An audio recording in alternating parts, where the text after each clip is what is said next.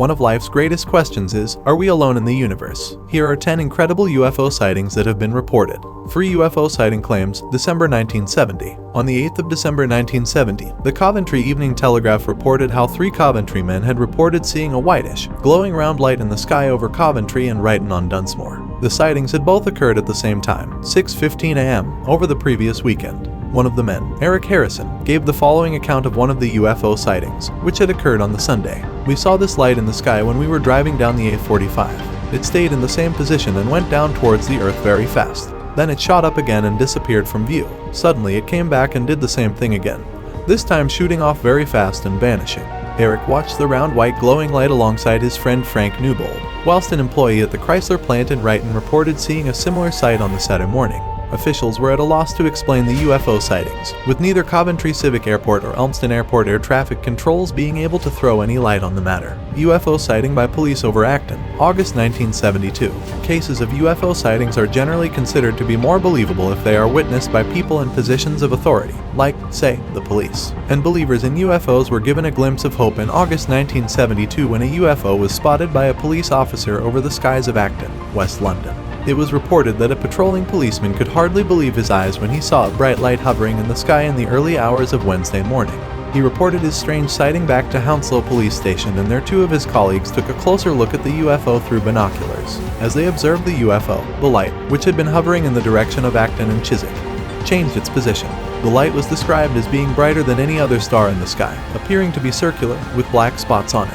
The police officer's sighting was corroborated by night workers in office blocks in the center of London, who had also seen the strange light.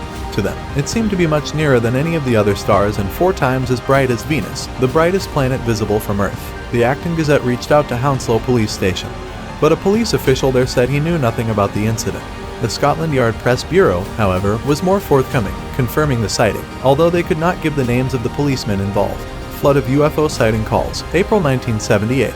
Another aspect that tends to lend credence to UFO sightings is if many people have witnessed the same appearance. On the 21st of April 1978, the Staffordshire Newsletter reported how a spate of mysterious sightings in Staffordshire has caused a buzz of excitement among local UFO experts. Val Allinson, alongside her 3 children, was one of the witnesses to the bright orange light in the sky, which she observed from her family's garden nursery in Stafford. British UFO Research Association member Derek James was particularly intrigued by the sightings described by Val and others due to the timing of what they had seen. All the reports pinpoint the UFO's arrival between 9 and 9:20 p.m. on 2 consecutive Wednesdays. He had received many reports from people from the village of Doxey, who claimed to have witnessed an object similar to what the Allinsons described. Women tell of UFO sighting, May 1978. The next month, multiple people in Kent and Surrey claimed to have witnessed another UFO, as reported in the local newspaper the Kent and Sussex Courier on the 19th of May 1978. The newspaper dubbed the sighting as a close encounter, and it was witnessed by Pat Curry and Pat Mathwick as they sat in the clubhouse at Dale Hill Golf Club. Pat Curry told the newspaper how she had first spotted the UFO, described as a ball of brilliant white light, at about 8:30 p.m., and that it did not appear to be moving. She said at about 9 o'clock it started to fade. I thought it was going away, but then it got brighter again and came back to the same position. Corroborating the stories of the 2 women was Kathleen Morgan, who was at the same table. She related how it was dusk, but there were no stars. It was far too bright and light for any star, and we had it in sight for too long for it to be an aircraft. It hung there for about 40 minutes and just moved from side to side. The people at the next table saw it as well. They were all laughing and talking about little green men. Remarkably, a reporter for the Kent and Sussex Courier also saw the supposed UFO. His name is omitted from the report, but his testimony runs as follows. I saw it at about 9:05, just before I got to Lamberhurst. I had it in view until I got to Hurst Green. I stopped the car there and got out to have a good look. It was a ball of brilliant white light about 6 miles away at 2,000 feet.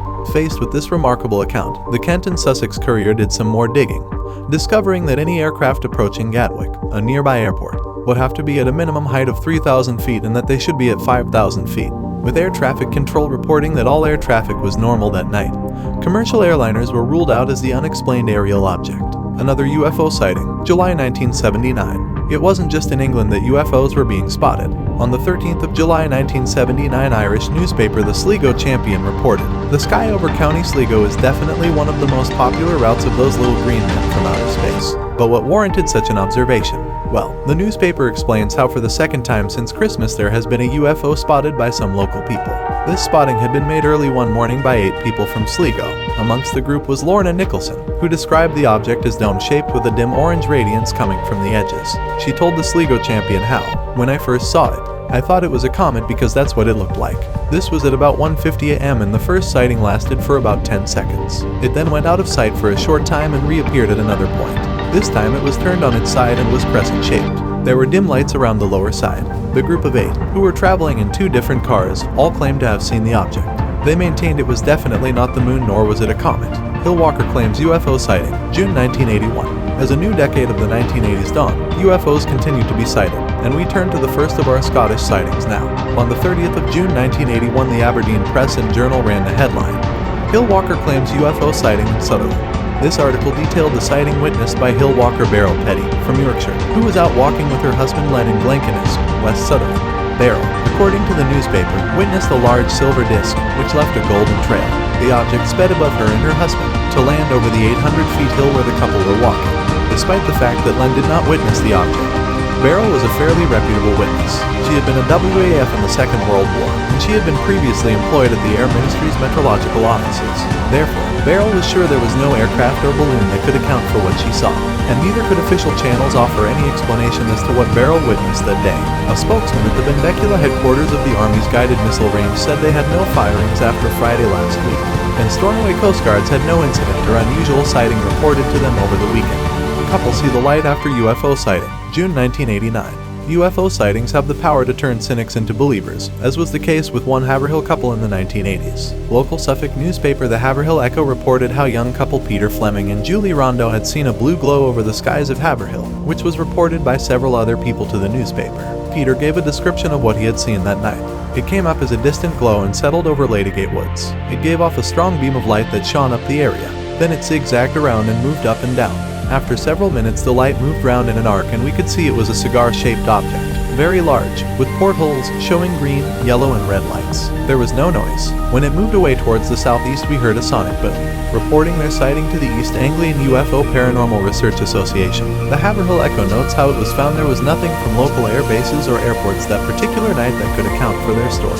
The sighting, meanwhile, had changed Peter and Julie's perceptions entirely, and Peter and Julie decided to commit themselves to the investigation of UFOs in their local area, joining the UFO RPRA and gaining ID cards to investigate the strange sky sightings in the Haverhill area. New twist in UFO sighting, October 1991. In the 1990s, sightings of a mystery silver flying object in the northeast took a new twist. It was reported in the Aberdeen Press and Journal.